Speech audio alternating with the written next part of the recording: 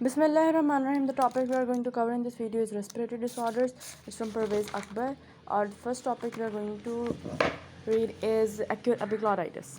Important topic से cover करेंगे acute epiglottitis में क्या है. Epiglottitis, as the name says, it is the inflammation of the epiglottis, epiglottic fold, and retinoid soft tissues.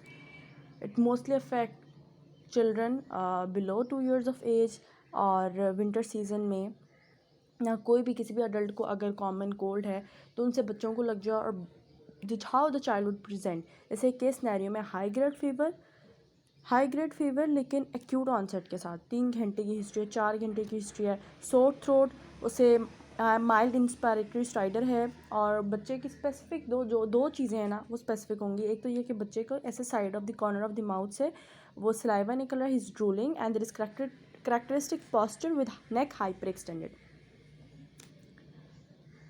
Clinical findings में ये सारा case scenario की जो सारी चीज़ें हैं ना, ये उसकी टिपिकल फाइंडिंग है कि acute onset of high grade fever, moderate to severe respiratory distress, stridor, drooling, irritability, restlessness. और टिपिकल जो है ना वो क्रूप लाइक साउंड आएगी, उसकी इंस्पायरेटरी स्ट्राइडर जैसे टिपिकल वो आएगा. How do diagnose? ल्यूकोसाइटोसिस हुआ पड़ा होगा, WBC काउंट एलिवेटेड, और in large swollen erythematous epiglottis, especially when you visualize it directly through laryngoscope. और lateral film of the soft tissue आप एक्सरे लेते हैं, soft tissue of the neck, it reveals a thumb printing sign. ऐसे ना thumb printing sign show होगा. That is common radiographic marker for epiglottitis. जहाँ का यह है कि एक्सरे की फिल्म में आपको थंब प्रिंटिंग साइन नज़र आया है soft tissue lateral view of the नेक में, तो वो है एक्यूट एपिग्लॉटाइटिस. और अगर आपको कोई कहे कि स्टिपल साइन ऐसे नज़र आया है, वो है एक्यूट लरिंगोट्रैकियाइटिस. वो हम ग्रुप में पढ़ते हैं आगे. एक्यूट एपिग्लॉटाइटिस की ट्रीटमेंट क्या है? ये चूँकि बैक्टीरियल इन ओरिजिन है because of strep mostly because of H influenza type भी, लेकिन स्ट्रेप भी कर सकता है epiglottitis even in vaccinated children. भी प्रिवेंट किया जा सकता है through vaccination of Hib vaccine जो मिलती है, जो लगती है बच्चे को इन EPI शेड्यूल. लेकिन अगर हो जाए तो फिर ट्रीटमेंट कैसे करें? सबसे पहले तो एयरवे प्रोटेक्ट करें, ऑक्सीजन दें. उसमें एयरवे प्रोटेक्ट ने एंडोट्रैकियल ट्यूब से नहीं होती, यहाँ नेज़ोट्रैकियल इंटूबेशन होती है. इलेक्ट्रोलाइट सपोर्ट, IV फ्लूइड और एंटीबायोटिक्स लाइक सेफ्ट्राइक्सोन, सेफोटैक्सीम और क्लोराम्फेनिकॉल इस तरह के देंगे. Croup acute laryngotracheitis. Croup acute laryngotracheitis name बता रहा है. एक क्रूप मतलब ये कि खांसी के जो साउंड है वो बार्किंग सील लाइक होगी, क्रूप होगा, करेक्टरिस्टिक मतलब होगी. और दूसरा ये लेरिंग्स और ट्रैकिया की इन्फ्लेमेशन है. इसमें भी it is croup is a term use for respiratory distress with inspiratory stridor, cough, bark brassy होगी, सील लाइक क्राई होगी, hoarseness resulting from obstruction of the region of larynx, trachea and bronchi. इसमें क्या है, एक बच्चा है 2 साल से कम उम्र के बच्चों में होती है and it is most commonly viral.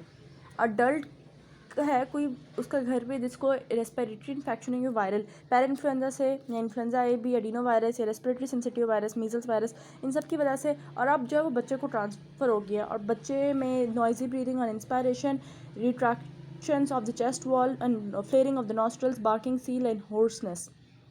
Cough is worsening at night and he has mild upper respiratory tract infection for 3 days. उसके पापा को भी लिखा हुआ है father has a cold.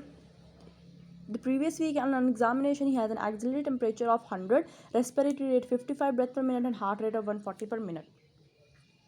इसका क्लिनिकल फाइंडिंग भी यही है, डिटो सेम टू सेम, कि घर में किसी को कोल्ड है या बच्चे को पहले से कोल्ड थी लेकिन अब वो बहुत ज़्यादा हालत बिगड़ चुकी है, उसको हाई ग्रेड टेम्परेचर और इस तरह. डायग्नोस्टिक्स में एक तो ये कि स्टिपल साइन इसका बहुत डायग्नोस्टिक है. जैसे मैंने बताया कि सॉफ्ट व्यू और lateral view of the neck पे, soft tissue lateral view of the neck पे आपको स्टिपल साइन नज़र आएगा. WBC इज एलिवेटेड क्रूप, जो स्पेशल इसकी एक करेक्टरिस्टिक साउंड है during cough. And diagnosis apparently clinical feature से ही पता लग जाते हैं. मैनेजमेंट के 2 ही टारगेट हैं. एयरवे को मेंटेन करें और ट्रीटमेंट ऑफ हाइपोक्सिया. एयरवे किस तरह मेंटेन करने से पता है, नेजो ट्रैकियल ट्यूब डालें या ऑक्सीजन प्रोवाइड करें, mist therapy, nebulized racemic, epinephrine, dexamethasone, antibiotics, ये सारी चीज़ें देनी है. जो चीज़ें नहीं देनी वो सेडेटिव्स नहीं देने, एक्सपेक्टोरेंट्स नहीं देने और एंटीहिस्टामिन्स नहीं देनी. ठीक, फिर हम चलते हैं अपने नेक्स्ट टॉपिक पे। Next important topic is very important, that is bronchiolitis. Important क्यों मैं कह रही हूँ, क्योंकि ये तो सप्ली 2020 की यूएचएस सप्ली में भी आया हुआ है और केई के पेपर में भी 2020 में एनुअल में आया हुआ है। तो ब्रोंकियोलिटिस का क्या सिनेरियो आता है कि 1 साल का बच्चा है। अच्छा, एक बात याद रखनी है, ब्रोंकियोलिटिस और निमोनिया को कैसे डिफ्रेंशिएट करना है, क्योंकि साइन एंड सिम्टम्स बिल्कुल सेम होते हैं। अगर 2 साल से कम उम्र का बच्चा है, तो जैसे 1 साल का बच्चा है, 7 मंथ्स का बच्चा है, 3 माह का बच्चा है, तो ब्रोंकियोलिटिस। और अगर जो 2 साल या 2 साल से ऊपर है तो वो pneumonia. Child presents with cyanotic spells, 1-year-old boy presents with low-grade fever, cough for 2 days on examination is tachypneic, have coastal intercostal retraction, expiratory wheeze. Diagnosis: how will you investigate और causative organisms in list 2। इसमें भी 3 माह का बच्चा है, runny nose, difficulty breathing, कफ और intercostal subcostal retractions with diffuse wheezing और expiratory wheeze होगी ऐसे पेशेंट्स में।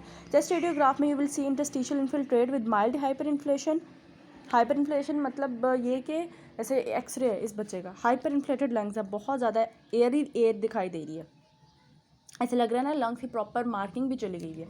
इसे कहते हैं हाइपर इन्फ्लेटेड लंग्स। और इसका भी positive factor mostly viral conditions ही हैं, तो इसलिए रेस्पिरेटरी सिंसिटिव वायरस का एंटीजन टेस्ट करवाया वो पॉजिटिव आया, विच बेसिकली हिंट्स टूवर्ड्स के एक तो 3 मंथ्स का बच्चा है, उसकी एज और रेस्पिरेटरी सिंसिटिव वायरस का प्रेजेंस ये इंडिकेट करती है mostly it is bronchiolitis. What is bronchiolitis? Inflammation of inflammatory disease of bronchioles है, and it mostly occurs in children below the age of 2, mostly in boys in spring and winter seasons, and those who live in crowded places. Etiology: दो etiological organism, respiratory syncytial virus, parainfluenza, adenovirus, mycoplasma, rhinovirus। और clinical findings same किससे same? Pneumonia से kind of थोड़ा सा link करेगी। एक तो ये कि लो ग्रेड फीवर है, इससे ज़्यादा निमोनिया में हाई ग्रेड भी हो जाता है, लेकिन यहाँ ब्रोंकियोलिटिस स्पेशली तो लो ग्रेड से शुरू होगा and it will remain low grade, like want go beyond 1 और 2। लो ग्रेड से मीडियम ग्रेड और हाई तक टच कर सकता है, लेकिन 1 और 3 इतना सीवियर हाई नहीं होगा। और ये कि रेस्पिरेटरी रेट ऑब्वियसली ज़्यादा है, इंटरकोस्टल और सबकोस्टल रिट्रैक्शंस होंगी, एक्सपायरेटरी वीज होगी। How to diagnose acute bronchiolitis? Is suspected in previously healthy infant, mostly इसकी क्लिनिकल ही है, और लेकिन हम चेस्ट एक्सरे करवाएंगे तो यहाँ पे देखें hyper inflation of the lungs और increase interior posterior diameter and increase bronchovascular markings with mild infiltrates, हल्के हल्के से इन्फिल्ट्रेट्स आपको दिखेंगे।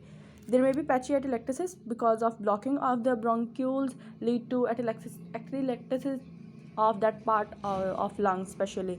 WBC काउंट वो नॉर्मल तक आ सकते हैं और रेस भी हो सकते हैं, क्योंकि वायरल है WBC। लिम्फोसाइट ज़्यादा हो सकते हैं। Viral cultures from the nasopharyngeal secretion और वायरल एंटीबॉडी टाइटर ये करवानी है। कॉम्प्लिकेशंस क्या हो सकती हैं ब्रोंकियोलिटिस की? It can convert into pneumonia with suppurated bacterial infection, pneumothorax, dehydration, respiratory acidosis, respiratory failure, heart failure. इस तरह इसके एक कॉम्प्लिकेशन है डिफरेंशियल डायग्नोसिस। ऐसे बच्चों में ब्रोंकियल अस्थमा, ब्रोंकियोनिमोनिया, उनके पैची एटिलेक्टेसिस हो रही हैं तो पैची इन्फिल्ट्रेट्स, ब्रोंकियोनिमोनिया भी तो हो सकता है। Congestive heart failure like tachycardia, pertussis, foreign body aspiration because there is sudden onset of illness, cystic fibrosis, so these all can be the differential diagnosis. How do you manage? Airway को maintain करना है, उसकी सांस ना ताकि रुके, respiratory distress को कम करें, hypoxia, inability to take oral feed, apnoea या एक्सट्रीम टेकिपनिया हो तो ऐसे पेशेंट को, ऐसे बच्चों को फ़ौरन आपने कर देना है हॉस्पिटलाइज।